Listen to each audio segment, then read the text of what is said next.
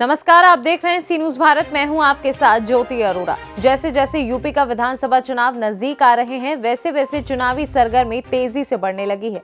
सभी दावेदार ज्यादातर विकास के मुद्दों को ही चुनावी मुद्दा बना रहे हैं।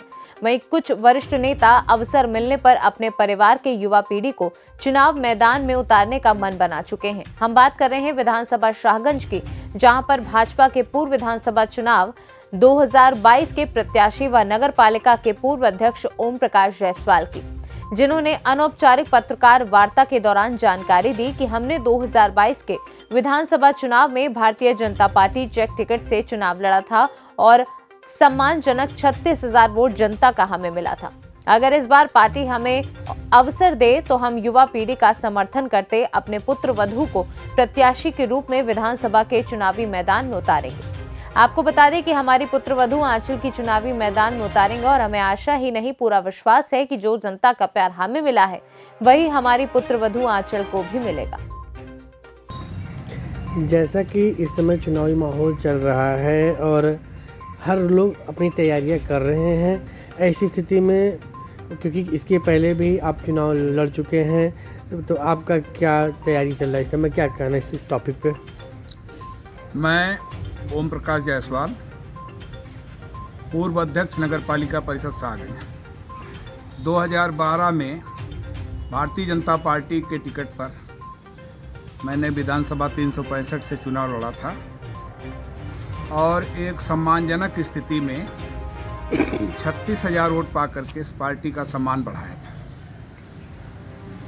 आज चुनाव की घोषणा हो चुकी है उत्तर प्रदेश विधानसभा की, और इस विधानसभा में मैं चाहता हूं कि अब मैं स्वयं चुनाव नहीं लड़ना चाहता, लेकिन पार्टी के बड़े नेताओं से वार्ता भी हुई है।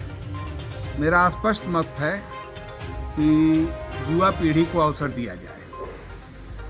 इसीलिए मैंने अपने पुत्र वधू के लिए, जिनका नाम आंचल जायसवाल है और MBA हैं और सोशल वर्कर हैं और राजनीति में भी, क्योंकि राजनीतिक परिवार है, उनका अच्छा योगदान है और अच्छी पकड़ है, तो मैं उन्हें चुनाव में उतारना चाहता हूँ।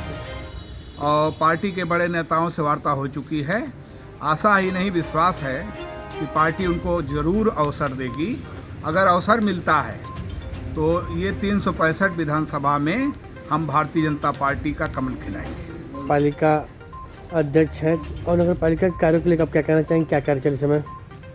ये मेरा सौभाग्य है कि मुझे एक बार शाहगंज की जनता ने अवसर प्रदान किया और दोबारा मेरी भयहू श्रीमती गीता जायसवाल को वर्तमान समय में जो नगर पालिका परिषद की अध्यक्ष हैं, ये अवसर प्रदान किया। ये वर्ष चुनावी वर्ष है।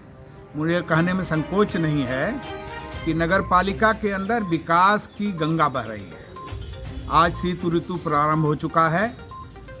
नगर में सड़कों का जाल तो बिछा ही, पेयजल की व्यवस्था सुधरी, स्वच्छता अभियान सुधरा और अभी रैन बसेरा जो पुरुष चिकित्सालय में चलता है प्रतिवर्ष के बाद, इस वर्ष भी चालू हो गया है और गली गली में अलाव भी जलना शुरू हो गया है। और श्रमिकों के लिए जो योजना सरकार की है, उसमें जो है पूर्ण रूप से नगर पालिका अग्रसर है। ऐसी परिस्थितियों में नगर पालिका का कार्य बहुत ही उत्साहजनक है, सम्मानित है और प्रशंसनीय है। मैं उसकी भूरिभूर प्रशंसा करता हूँ। जैसा कि शीतलहरी का प्रकोप बहुत तेज़ी से बढ़ रहा है, इसको देखते हुए क्या अन्य स्थानों पर अलाव की मांग की जाती है, उसके लिए क्या योजना है? जो भी आवश्यक जगह है नगर के अंदर, हर जगह अलाव जलाए जा रहे हैं। अगर जनता की मांग पर कहीं भी आवश्यक होगा तो वहाँ अलाव अवश्य जलाया जाएगा।